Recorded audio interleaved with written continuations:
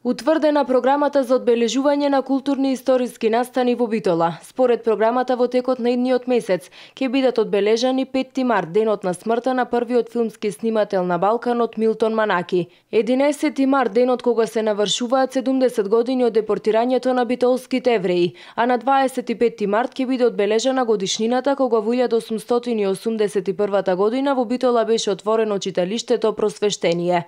Од општина Битола информираа дека во текот на годината ќе бидат одбележани и 22 април, денот на формирање на битолскиот партизански одред Пелистер.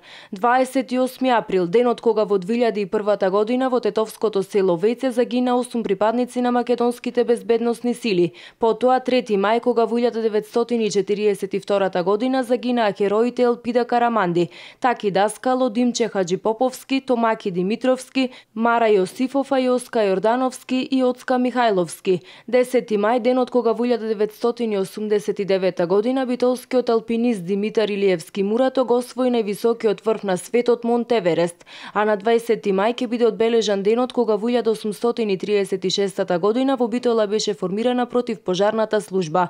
Во текот на 2016 година ќе бидат одбележани и повеќе јубилејни датуми и годишнини, како што се 70 години од загинувањето на Тодор Ангелевски Строгов и 70 години од загинувањето на Панде Кајзерот. Потоа 21 септември Светски ден на мирот, 23 октомври денот на формирањето на Македонската револуционерна организација, а за 4 ноември денот на ослободувањето на Битола според востановената традиција ќе биде подготвена посебна свечена програма.